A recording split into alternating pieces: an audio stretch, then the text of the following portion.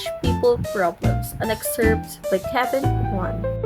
Bettina Ortiz E. Mena was not accustomed to waiting, a former Miss Venezuela and Miss Universe runner-up.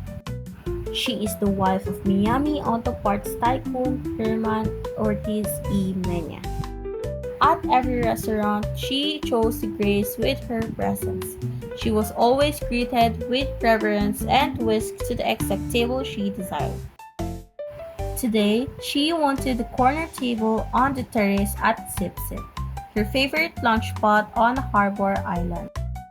She wanted to sit on one of the comfy orange canvas director's chair and stare out of the gently lapping turquoise waters while eating her kale Caesar salad. But there was a large noisy group taking up the entire terrace and they didn't seem in much hurry to leave.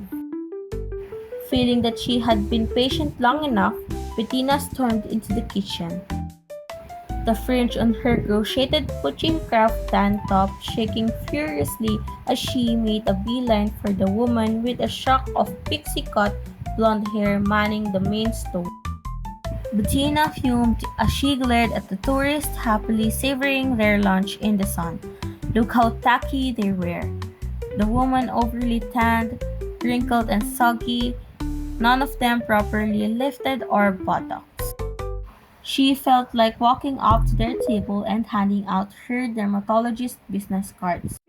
And the men were even worse, all dressed in old rumpled shirts and shorts, wearing those cheap straw hats sold at the Trinket shop on Dunmore Street. Why did such people have to come here? Julie, honey, what's the dealio? I've waited more than 15 minutes for my table. Sorry, Bettina. It's been one of those days.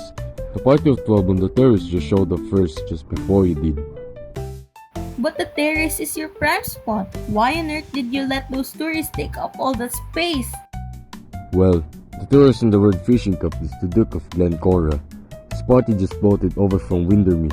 That is Royal Husman you see moored off the coast. Isn't it the most handsome sailboat you've ever seen?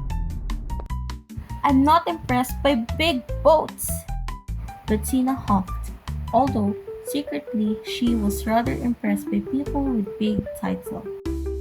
From the kitchen window, she surveyed the party assembled on the terrace with new eyes. This aristo-British type wore such a strange breed. Sure, they had their Savile Row suits and their heirloom tiaras, but when they traveled, they looked so painfully frumpy. It was only then that Bettina noticed three tan, well-built men in fitted white t-shirts and black Kevlar pants sitting at the adjacent table. The guys weren't eating but sat watchfully sipping glasses of seltzer water. I assume that that's the Duke's security detail?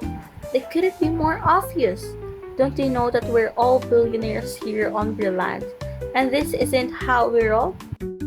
Actually, those bodyguards belong to the Duke's special guests. They did a whole sweep of the restaurant before the party arrived. They even searched my walk-in freezer. See the Chinese fellow seated at the end of the table?